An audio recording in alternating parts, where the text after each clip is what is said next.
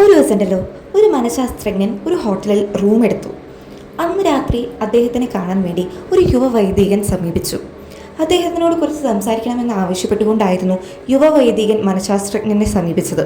പക്ഷേ അന്നത്തെ ദിവസം ഭയങ്കര ഹെക്റ്റിക് ആയതുകൊണ്ട് തന്നെ മനഃശാസ്ത്രജ്ഞൻ പറഞ്ഞു, ഇപ്പോൾ എനിക്ക് സമയമില്ല, നാളെ നമുക്ക് ഒന്നിരുന്നാൽ പോരെ?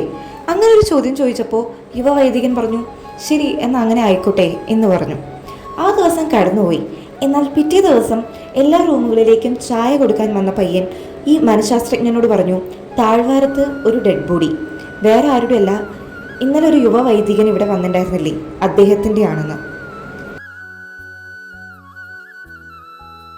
നമ്മൾ മറ്റുള്ളവർക്ക് ചെവിയായി കൊടുക്കേണ്ട ഒരുപാട് സമയങ്ങളുണ്ടായിരിക്കും. ഒരുപക്ഷെ ഒരാൾ അത്രയ്ക്കും ഡൗൺ ആയിട്ടിരിക്കുന്ന സമയത്തായിരിക്കും നമ്മളെ ഒന്ന് വിളിക്കുന്നത്. അറ്റ്ലീസ്റ്റ് നമ്മളുടെ അടുത്തൊന്ന് സംസാരിക്കാൻ ആഗ്രഹിച്ചുകൊണ്ടായിരിക്കും, അല്ലെങ്കിൽ അദ്ദേഹത്തിന് കേൾക്കാൻ വേണ്ടി ഒരാളെ സമീപിച്ചതായിരിക്കാം നമ്മളെ ഫോൺ വിളിച്ചിട്ട്. പക്ഷേ നമ്മൾ ആ സമയത്ത് അവൈലബിൾ അല്ലാത്തതുകൊണ്ട് അയാൾക്ക് അന്നത്തെ ദിവസം ഭയങ്കര സങ്കടമായിട്ടുണ്ടായിരിക്കാം.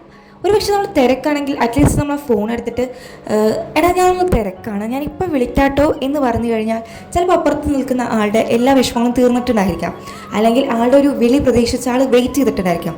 ഈ ലോകത്തിൽ ഒത്തിരി ആത്മഹത്യകൾ അങ്ങനെ മാറ്റാൻ സാധിച്ചേനെ. അരിസ്റ്റോട്ടിൽ ഒരിക്കൽ ഇങ്ങനെ പറഞ്ഞിട്ടുണ്ട്, make 2 habits, to help or not do any Ham.